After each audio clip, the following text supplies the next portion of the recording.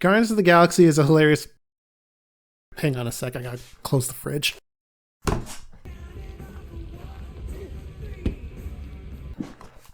Okay. A hilarious and delightful surprise that is packed with adventure and decent gameplay. The repetitive nature of the gameplay loop can be a deterrent. Fucking open again. Hold up.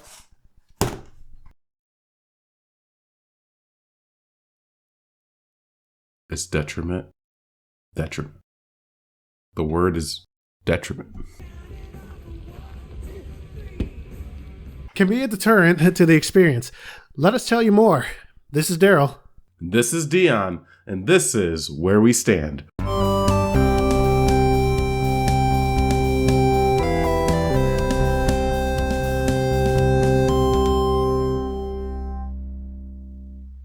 Let's hit on our experience with the studio, because Guardians of the Galaxy is a new series.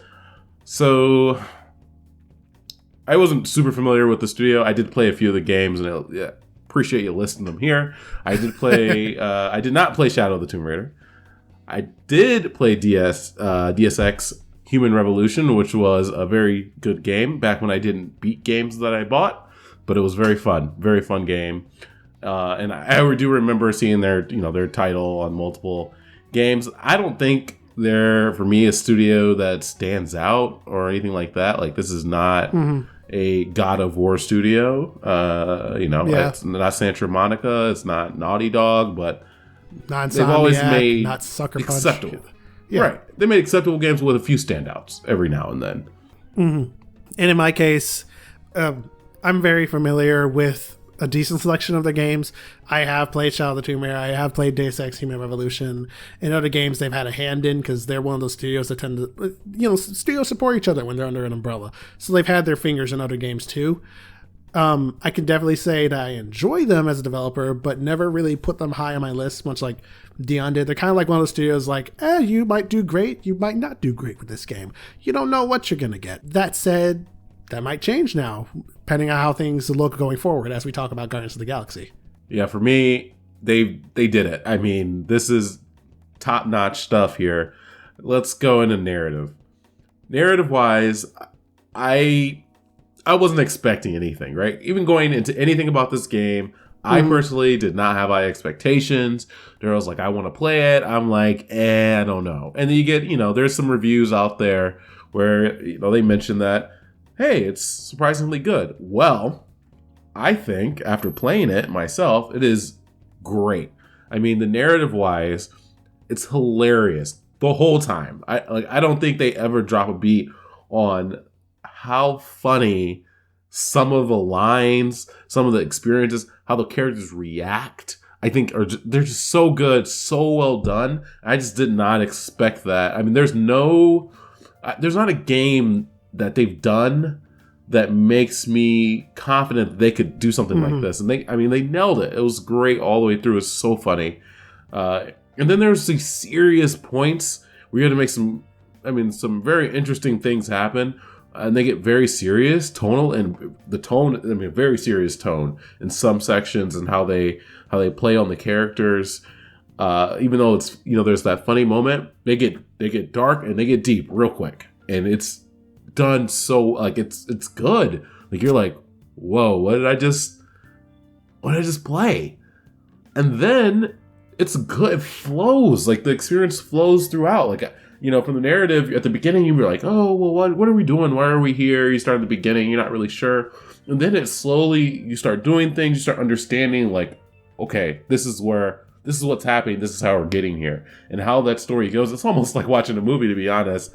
How it goes from just a little intro, and it's not like a build the characters. You already know the characters, right? So it doesn't build the characters. The Guardians are very well established, at least established enough to be a team, and you're aware of it by the time you start the game. That's not a spoiler. It's just how they are when you start the game. Yeah, you skip introducing the characters because you know them, and they just let you go through it. They did a really good job of flowing through the experience and really taking you, level to level, narrative point to narrative point, and really building on the game. I mean, it goes from low, high, you get your climax, you go back down. I mean, they nailed it for me. Narrative for you? Yeah, I honestly, I think to give my general opinion here, they absolutely knocked it out of the park. I do agree with the with how they executed the story. I will make note that a lot of the criticisms about Guardians of the Galaxy initially were like, hey, this looks okay and all, but mind you, this is from Eidos, and no one had anything against Eidos necessarily. It's more like we saw what Square Enix, their publisher, tried to do with, you know, Avengers over there, so people were afraid that this would have the same stink. I think that was a bit of an over exaggeration, or at least an overestimation of how the game was going to be. But at the same time, I understand the feeling of being like, maybe not. So when the game turned out to be something worth playing, you know, I was even more excited. Well, I hit my mic. I was even more excited than I already was. And clearly I still am, considering that I just hit my mic. The game has a lot of moments in it where you have to make certain decisions and whatnot. And I'm not going to go into a lot of detail about that part, but I'm just saying, like, sometimes it matters. And sometimes it doesn't, because sometimes you got to remember this game is also great for laughs. It's essentially, if you've seen the MCU's Guardians of the Galaxy, that's what you're getting. You're playing the Guardians of the Galaxy movie, but it's not the movie. I remember seeing a behind the scenes video a while back before I played the game, and they were discussing how much research they have put into the characters, and how they kind of created their own design based off of various versions of how the Guardians looked. And I'm just gonna put it this way: it shows, not just in the game's story, but in its attitude. Like, you are such an asshole in this game, but it's so lovely. It is really good. It really is. Speaking of being an asshole, let's talk about characters and environment. That's a terrible segue. What does the asshole have to do with the environment? You know what? Let's not go there, Dion. The characters. Wow. I mean, this is the strongest part of the game. I don't even think that is debatable. Narrative-wise, I mean, the narrative is obviously really strong, but the characters carry just it. Ridiculous. If you were to replace the cast with another cast of bland characters that the game tries to force you to care about, then this story wouldn't have been nearly as effective. No, I mean, I don't know where these found these people, but wow. I mean, they were the characters for me, and I was like, wow, this is the Guardians of the Galaxy. This is them. There is no one else.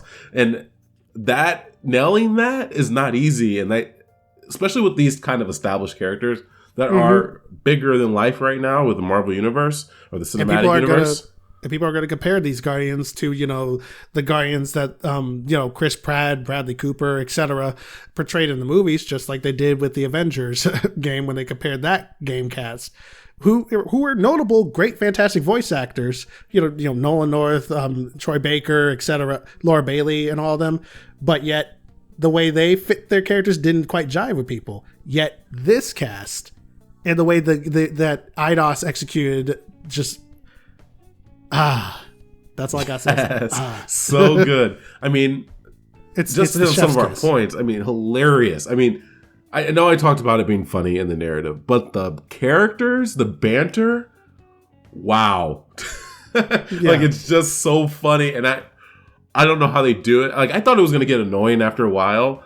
It doesn't get old. It doesn't get old. It just continues to get better. It almost sometimes I wouldn't be surprised if, like, if I were to ask them, hey, when you guys wrote the script, how much of it made it into the game? Oh no, the script was only 50% of the game. The rest of it was just the cast giving each other shit in character. Because that's what it felt like. It felt like, no, these aren't actors. That you legit dragged the Guardians into your booth and said, okay, read these lines, and they said, "Flark you." Yes. And the reaction the characters have to the banter is like so fitting. It's just it's so good. Like Drax's reaction every time. Oh, Drax. Perfect. So perfect. literal. Rocket, perfect. Like every time they just, I mean, each of the characters, Groot, everything. Groot is a surprising one, because I think he's a very hard character to nail down, since all he says is, I am Groot. But the way he says it, you're like, I know what you said, and I don't agree with it. Yes, and Rocket serving as translator, as he does obviously in the movies and the comics, is so funny. And it's so fitting. I just really enjoy it. And I don't know if it's just the cast, just the characters in general are already so good, but they just nailed it. I just didn't expect that. And I do want to give you a chance to give you a little bit more about the characters, and then I want to move a little bit into the environment. Actually, for the most part, I said everything I needed to say about the characters, but I do have, I will say that regarding your choices, at least from, okay, so let me spell this out real quick. When I initially played the game, I played it on my PC. My PC is below the requirement because I can't get my hands on a damn card, much like everyone else. So when I was playing, I only picked one route going through for like the first 5 hours of the game, and Rocket for a lot of that time was mad at me because, you know, this was in the trailer. If you saw the launch trailer or anything like that, there's a point where you could tell Drax whether or not to throw Rocket. The first time I told him to throw Rocket because I thought it'd be funny. He made me feel terrible after that. Like, wow, I thought it was just a haha funny thing. It was funny. No, it was funny. It was still hilarious. It was hilarious, but man, he was not happy. Oh, he was a lot longer than I expected him not to be happy. But then eventually, I got the game on PS5, which, by the way, runs butter smooth. But I got it on there, and I said, I'm not going to make the same decision this time. This time, I'm going to tell Drax, don't throw Rocket. And Rocket, his attitude was a lot better because, as the game would tell you, he appreciates the fact that you didn't tell him. But this time, Drax was bothered because he thinks that you're trying to protect Rocket's feelings instead of doing the quickest and easiest solution. And he even tries to throw him a second time at some point, and you don't get that prompt the first time. So that there's a lot of things in there that I'm not going to spoil, but there's a lot of stuff apparently in there that warrants a second playthrough. I'll put it that way. Yeah, you'll definitely see some more opening. No, we didn't play the second play. I did not play the second playthrough. I didn't either. Not yet. I don't think it would be as impactful as the first one, but I think it'd be fun for sure.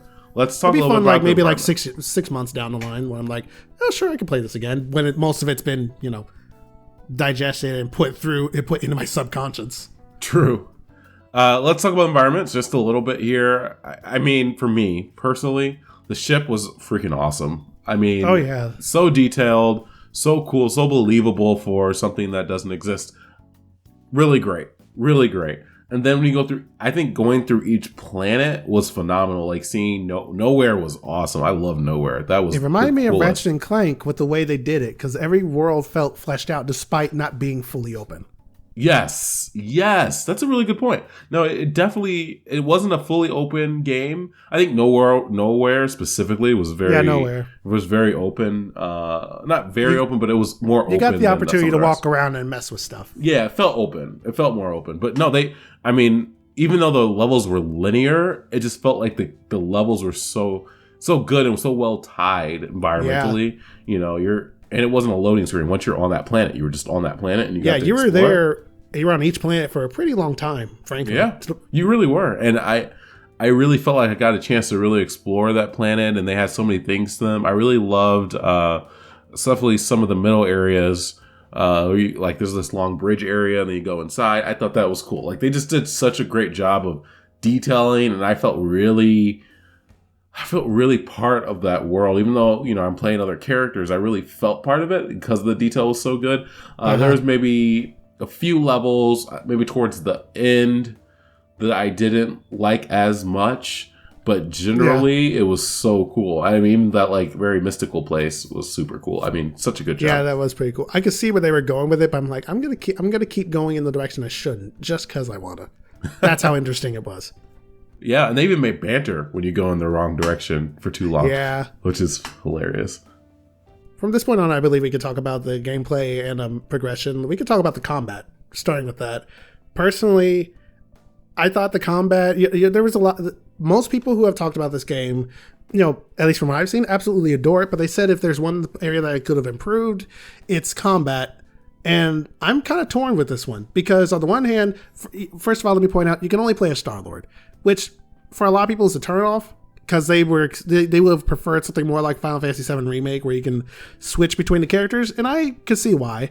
But honestly, I feel like playing as Star-Lord and being the ringleader for all of that, honestly, and I'm not even talking about the huddle-up mechanic, just telling everyone what they should be doing and when, actually helped the flow of combat a lot better, because otherwise I would have just ideally, would have just played as Gamora or Groot the whole time. Gamora. And not even bothered with anyone else. Yeah. So I enjoyed that balance. I do think enemies were a little too bullet spongy, and I feel like the skill tree, or it's not even a skill tree. It's not even a skill tree. It's a linear, sort of linear upgrade thing. You get skill points for. You get everything by the end of the game. I feel like that could have been fleshed out a bit more. Not to the point of, say, Assassin's Creed Odyssey or anything where you're like, you get 0.2% crit damage for X, Y, and Z. I'm still going to give a shit. Yes, that was stupid. Anyway, I do think that the combat overall was very satisfying. And it only gets more satisfying as you go. And it's surprisingly difficult. And that's partially due to the bullet spongy nature of the enemies. But even then, you have certain abilities that you have to use at certain times. You could use the environment to your advantage, and I highly encourage that you do, because you will be flanked.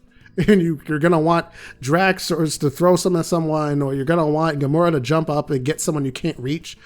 Stuff like that. You're going to want Groot for crowd control. Like, it's very engaging. My only problem with it is just, the bullet spongy nature of some enemies. That's it. And frankly, if that's my only complaint, I'm fine with that. And I actually went into character progression as I was talking about that. So, deuces. So for me, I think I somewhat agree with you, but I have some disagreements with at least some of the other people you're mentioning, who I don't know who it is. I don't know who it is, but I'm assuming that's just some people's thoughts. And for me on combat, I think I agree that yes, it would have been cool to play other characters. But I think they made the right decision for the game. I think they just did. Maybe they tried, playing the other characters and didn't work out, and then they tried, hey, let me be the ringleader, and it worked. Like, it worked really well. Yeah. And I can't complain about it, because even though I do see like, oh, playing other characters would have been cool, or maybe you could have picked one before a mission and you can play that character during that mission. I think making it be one character allowed them to separate characters from you at times. It allowed them to really just flesh out that combat part of it. And I thought it was really good, honestly. I thought they did a really phenomenal job. I enjoyed the combat throughout. I thought it got a little annoying towards some of the ending parts where they were really spongy. I do think the sponginess was okay, actually. I don't think it was bad. Because it's believable in that kind of world. They have, resistance, but it didn't make it boring, right? That they're a little spongy. And if you use your abilities correctly, or you had the abilities to use up, you could easily decimate your foes, right? So there was a little bit of strategy on that, and like the best things to use at a certain time, and picking the right skills. And eventually you get all of them. It takes a while, but you eventually get all of them.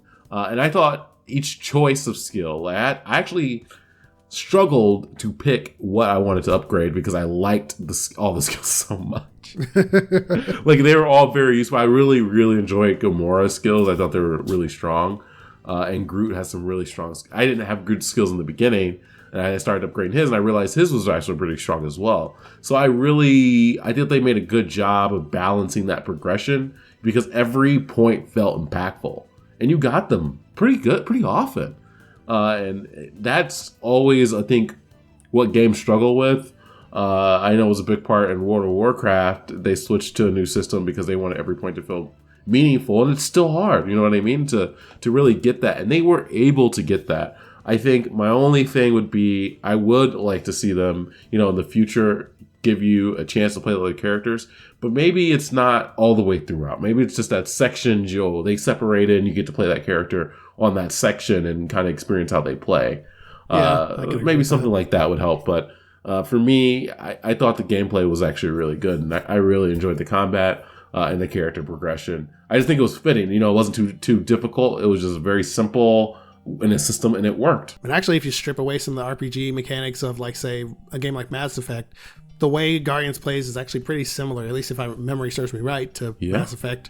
You only control Shepard, and you tell everyone else what to do. Yeah, but you don't care about... Well, you do care about those characters. I care about Garrus, damn it. Yeah, Garrus is so great. Anyway. We got to play Legends. It's coming, guys.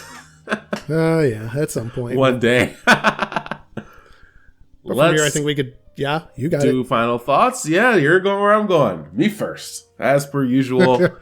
Yes. Guardians of the Galaxy. I think it's no surprise that I'm going to say I love this game. And it's, I think everyone should play it. I couldn't believe how good it was. I just did not expect it. I didn't want to spend the money. I was like, I don't think this is going to be good. And it was so good. And I enjoyed almost every minute of this game. And I don't say that with a lot of games. And It's true. This one really nailed it for me. It was hilarious all the way through. The narrative captivated me, which I think is hard sometimes. And the gameplay was fitting. It worked. And I say decent, because it fit the game. It wasn't anything crazy, but it fit the game.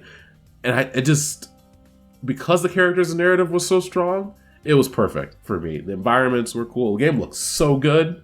It looks so good to play. I don't know how, maybe you could comment on PS5 when we get to your point, but it looks so good to play. So all in all, great game. I am so excited to get a number 2, or I would like to see them even try some other different Marvel characters. But wow, oh wow, they did such a good job with this game.